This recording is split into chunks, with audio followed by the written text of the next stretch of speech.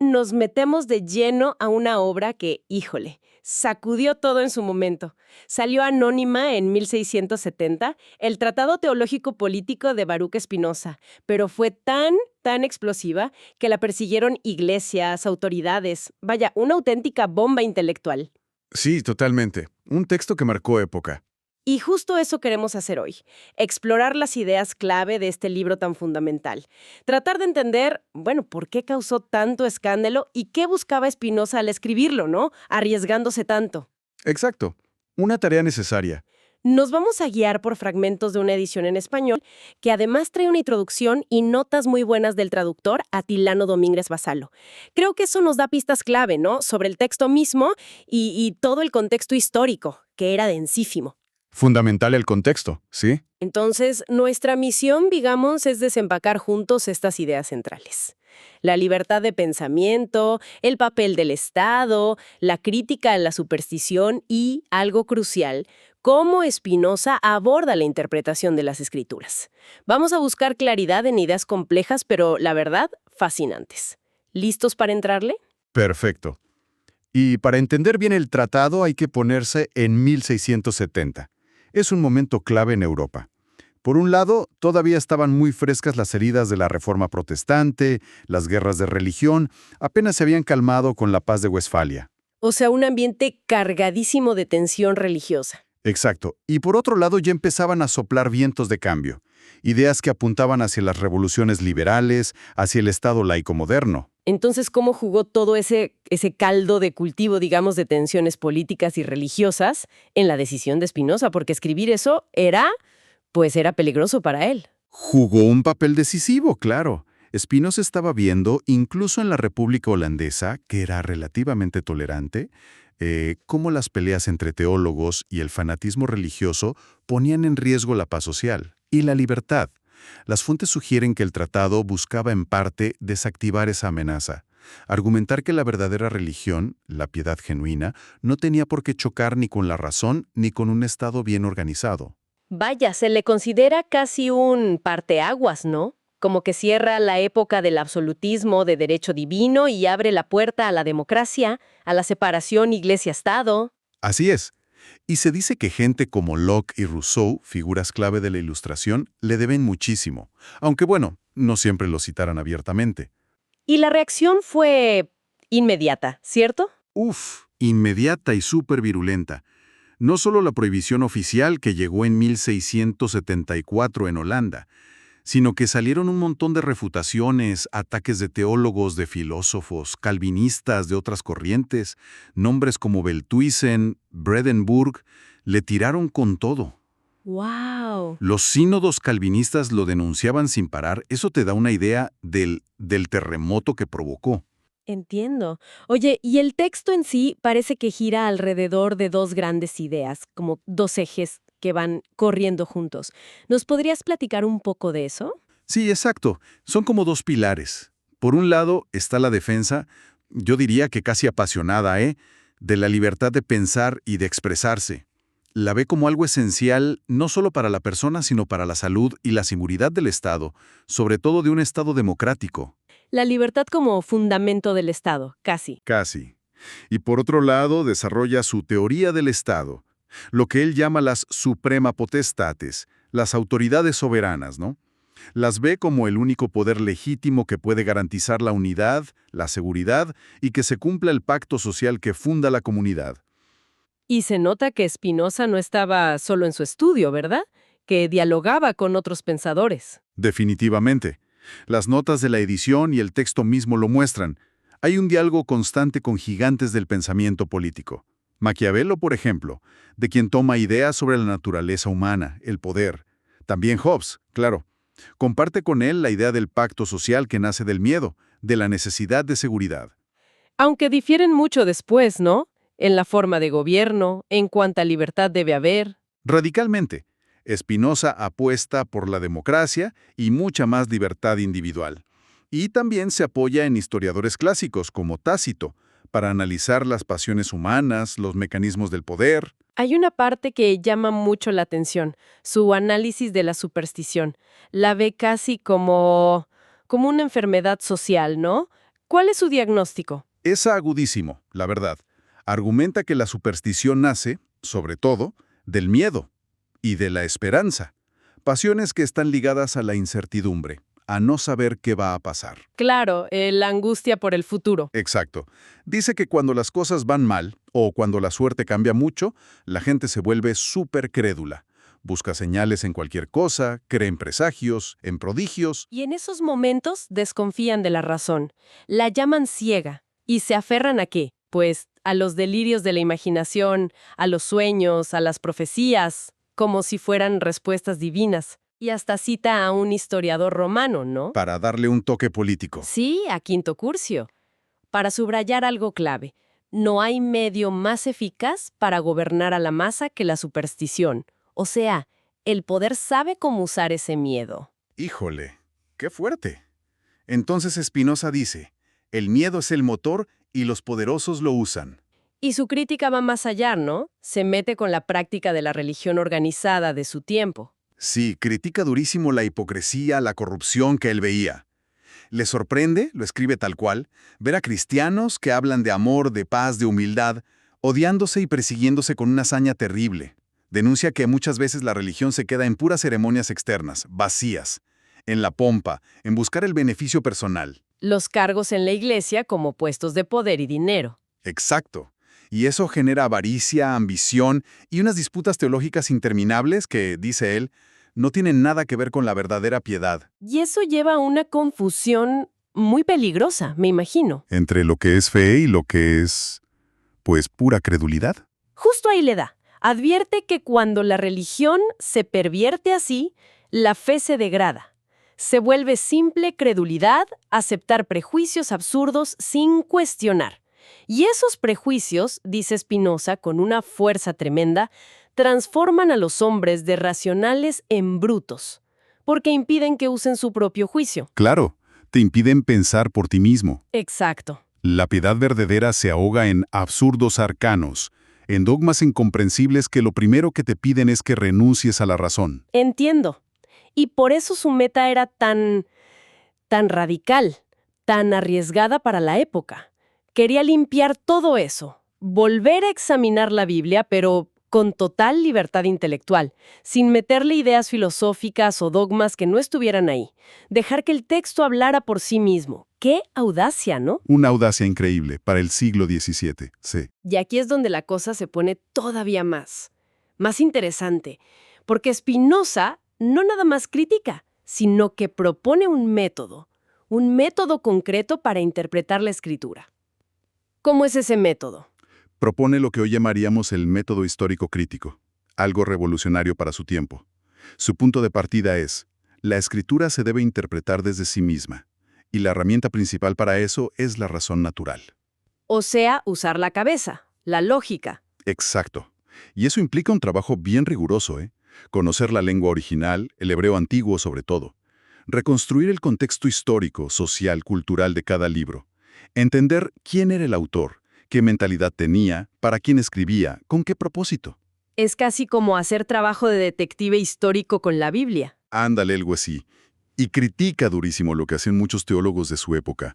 Agarrar sus ideas filosóficas, platónicas, aristotélicas, las que fueran, y proyectarlas sobre el texto bíblico, en lugar de preguntarse qué significó esto para el autor original, para sus primeros lectores. Y dentro de este método, su forma de analizar la profecía es muy particular. Dice que la revelación divina no era como un dictado, sino que se adaptaba a cada profeta. ¿Cómo es eso? Es fascinante porque su enfoque es muy naturalista, muy psicológico. Él sostiene que la profecía, como fenómeno, no hizo a los profetas más sabios en filosofía o ciencia. La revelación divina, argumenta Spinoza, les llegaba a través de la imaginación, no directo al intelecto. A la imaginación. O sea, a través de imágenes, de sensaciones. Exacto. Y por eso, esa revelación se teñía de las opiniones que ya tenían los profetas, de su temperamento, de su cultura. No era una verdad pura y abstracta. ¿Tienes algún ejemplo que él use para entenderlo mejor? Claro, da varios. Menciona, por ejemplo, cómo las visiones eran distintas.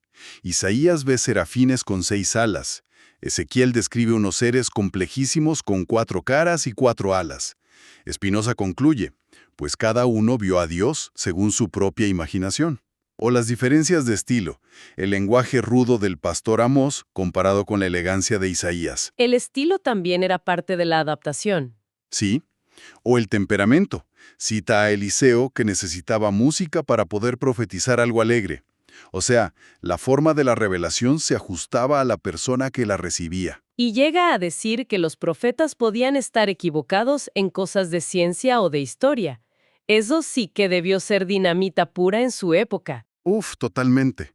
El ejemplo clásico que pone es el de Josué pidiendo que el sol se detenga. Spinoza dice, a ver, Josué, como todos en su tiempo, creía que la Tierra era el centro. Lo que contó fue su percepción del evento, cómo lo vivió él, interpretado con las ideas de su época. No era una clase de astronomía. Claro, no hay que pedirle peras al olmo. Exacto. Y critica tanto a los que quieren forzar la ciencia moderna en la Biblia, como a los que usan la Biblia para negar la ciencia. Dice, son dos ámbitos distintos. La Biblia enseña piedad, obediencia moral, no física o astronomía. Incluso señala que había diferencias doctrinales entre los propios profetas, tensiones entre Ezequiel y la ley de Moisés, que ya los rabinos habían notado. O sea que ni entre ellos había una uniformidad total. Exacto. Y lanza otra idea que seguro escandalizó. El don de la profecía no fue exclusivo de los hebreos. La verdadera felicidad, insiste Spinoza, no está en la gloria de ser el único que recibe revelaciones, sino en disfrutar del bien mismo, la sabiduría, la verdad, el amor a Dios. Entender bien todo esto depende mucho de cómo leemos el texto original. Y eso nos lleva a algo interesante que menciona el traductor de esta edición, la bronca de traducir el latín de Spinoza al español. Sí, ese es un punto metodológico clave que a veces no pelamos mucho. Hay palabras en latín que son centrales en Spinoza y que no tienen una traducción única y perfecta al español. Piensa en ánima, animus, mens, spiritus. Todas se podrían traducir como alma, ánimo, mente, espíritu, pero cada una tiene matices filosóficos súper específicos en Spinoza. O potestas y potentia, que a veces se traducen como potestad, otras como poder. Exacto. O imperium, que puede ser estado, mando, imperio. La elección que hace el traductor, por ejemplo, si decide traducir mens siempre como mente, ya es una interpretación, ya te guía la lectura. Claro, te condiciona un poco. Sí, el traductor Atilano Domínguez explica sus decisiones, busca ser coherente, pero es consciente de que hay límites. Por eso es tan útil que incluya la paginación de la edición crítica de Gebhardt. Así, quien quiera y pueda, puede ir a checar el latín original. Además de la traducción, también se menciona que la edición hizo un esfuerzo para que el texto fuera más fácil de leer, ¿no? Sí, se nota el trabajo editorial. Dividieron el texto original, que en latín era muy denso, en párrafos más cortos, marcaron bien las citas bíblicas, modernizaron la ortografía y sobre todo añadieron unos índices muy útiles, uno analítico, uno de citas bíblicas, uno de nombres, y notas que aclaran cosas, que te dan contexto. Buscan un equilibrio, ¿no? Hacerlo accesible sin perder rigor, y lo comparan con ediciones anteriores en español que dicen no eran tan útiles. Volviendo al corazón político del tratado, Spinoza parte de una idea de derecho natural que suena bastante cruda, ¿no? Sí, es deliberadamente provocador, yo creo. Define el derecho natural de cada cosa, sea un humano, un pez, una piedra, como su poder para existir y actuar según su propia naturaleza. El ejemplo famoso es, los peces grandes se comen a los chicos por supremo derecho natural. Así funciona la naturaleza. O sea, la ley del más fuerte, básicamente. En el estado de naturaleza, sí. Antes de la sociedad civil, cada quien busca su propia utilidad, su conservación, y se guía más por las pasiones, el deseo, el miedo, la ira, que por la razón, y eso, pues inevitablemente lleva al conflicto, al miedo mutuo. Y la salida de ese estado de guerra potencial es el pacto social. Pero, ¿qué hace que ese pacto se cumpla? Spinoza no parece confiar mucho en la buena voluntad de la gente. No, nada. Es súper realista, casi como Hobbes en ese punto. El pacto social, donde la gente acuerda transferir parte de su poder natural a una autoridad común para vivir en paz y seguros, no se sostiene por promesas o buena onda. Se mantiene solo por su utilidad, por la esperanza de obtener algo mejor, seguridad, cooperación, o por el miedo a sufrir algo peor, castigo, volver a la inseguridad. O sea, por puro cálculo de interés. Exacto. Nadie, dice Spinoza, cumple un pacto si cree que romperlo le conviene más, a menos que haya una fuerza que te obligue, el Estado. Un poder coercitivo que pueda castigar si no cumples. Y dentro de las formas de Estado, Spinoza se inclina claramente por la democracia. ¿Por qué la ve como la mejor opción? La considera el régimen más natural, el que más se acerca a la libertad que teníamos originalmente en el estado de naturaleza, aunque fuera una libertad muy precaria. Su argumento es que en la democracia el poder no se le da a uno solo, monarquía, o a unos pocos, aristocracia, sino a la mayor parte de la sociedad. Y de esa sociedad, cada ciudadano forma parte. Entonces, de alguna manera, sigue siendo gobernado por ti mismo, a través del colectivo. Exacto. Se mantiene un mayor grado de igualdad y libertad que en otros sistemas. El punto clave de Spinoza aquí es que la democracia no es solo cómo se organiza el gobierno, sino la condición que más se parece a esa libertad natural que perdimos y que buscamos recuperar, pero ahora de forma organizada y segura. Ahora vamos a uno de los puntos más controversiales, yo creo. ¿Cómo encaja la religión en este esquema donde el Estado parece tener tantísimo poder? Mete este concepto del ius circa sacra. ¿Qué quiere decir eso exactamente? Quiere decir literalmente derecho acerca de lo sagrado. Y lo que Spinoza afirma es que el derecho del poder soberano, del Estado, se extiende a todos los asuntos, incluidas las prácticas religiosas externas y la organización pública de la religión. Sostiene que la religión, ya sea la que conocemos por la razón natural, amar a Dios y al prójimo, o la que se reveló por profetas, solo se vuelve ley, o sea, solo obliga a la comunidad, si la autoridad soberana lo decreta así. O sea que el Estado decide qué prácticas religiosas son legales o no. En cuanto a su manifestación externa y pública, sí. Spinoza argumenta que Dios no gobierna a los hombres directamente como un rey terrenal, gobierna a través de quienes tienen el poder legítimo en el Estado. Pero a ver, si el Estado tiene la última palabra sobre cómo se practica la religión en público, ¿no suena eso a un control estatal de la religión? Justo lo que él criticaba. ¿Cómo se come eso con la libertad de pensamiento que tanto defiende? Esa es la gran tensión. Y donde Spinoza es más audaz, quizás más difícil de tragar hoy. Él diría que no hay contradicción si entendemos bien para qué está el Estado y cuáles son sus límites reales. El fin último del Estado, insiste una y otra vez, no es dominar ni oprimir, es garantizar la paz y la seguridad para que la gente pueda vivir libremente según la razón. Ok, el fin es la libertad. Sí. Y el poder del Estado es absoluto sobre las acciones, puede regular prácticas religiosas externas para evitar conflictos, pero es nulo e incluso contraproducente sobre los pensamientos y las creencias internas. El Estado no puede controlar las mentes. Entonces, ¿dónde pinta la raya? Que sí se puede y que no. La raya está en la acción y en la palabra que busca derrocar al Estado o romper la paz. Debes poder pensar lo que quieras y decir lo que piensas, por muy raro u heterodoxo que suene, siempre y cuando no uses esa libertad para intentar tumbar las leyes, para incitar al odio que destruya la convivencia o para minar la autoridad del Estado. O sea, piensa lo que quieras, pero no actúes contra la paz pública. Exacto.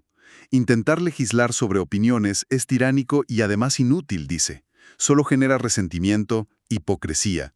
Por eso separa tan radicalmente la filosofía, que busca la verdad con la razón, de la teología o fe, que busca la piedad y la obediencia a normas morales básicas basada en revelación y autoridad. Cada uno en su cancha. Justo, no deben invadirse. La paradoja de Spinoza, si quieres, es que necesitas un estado fuerte en lo externo, en las acciones, para poder tener una libertad de pensamiento interna casi total. Fascinante, ¿de verdad? Y en el texto vemos ejemplos muy concretos de cómo aplica este método, de análisis. Mencionaste antes su estudio de palabras en hebreo. Sí, el análisis de la palabra ruach es un ejemplo perfecto de su método filológico crítico. Demuestra cómo esa palabra en hebreo puede significar un montón de cosas. Viento, aliento, ánimo, coraje, virtud, mente, espíritu, hasta los puntos cardinales. Entender esa variedad de significados, insiste, es clave para no interpretar mal pasajes bíblicos importantes, como los que hablan del Espíritu de Dios, o expresiones como de Dios, que a veces solo significan algo muy grande o natural, no una intervención divina directa. También le da una vuelta al significado de las leyes ceremoniales del Antiguo Testamento, ¿verdad? Las ve como leyes políticos-sociales, hechas para el antiguo Estado hebreo en particular. Su función era mantenerlos unidos como nación, darles identidad, asegurar su bienestar en este mundo. Estaban ligadas a su estructura política y social específica. Y por eso, cuando ese estado desapareció, Pues esas leyes ceremoniales perdieron su obligatoriedad. A diferencia, dice él, de la ley divina universal, amar a Dios y al prójimo, que sigue vigente porque esa sí se basa en la razón natural y aplica a todos. y su conclusión sobre quién escribió realmente los primeros libros de la Biblia. Eso también debió causar un shock tremendo. Sin duda, él retoma pistas que ya habían dado comentaristas judíos medievales como Ibn Ezra, pero las ordena, las sistematiza y añade muchísimas pruebas más del propio texto. Cosas como que se narra la muerte de Moisés obviamente no la pudo escribir él. Anacronismos, lugares que se mencionan con nombres que tuvieron mucho después, historias duplicadas, contradicciones. O sea, va juntando evidencia interna del texto. Exacto. Y argumenta de forma muy sólida que Moisés no pudo escribir el Pentateuco, los primeros 5 libros tal como los tenemos hoy.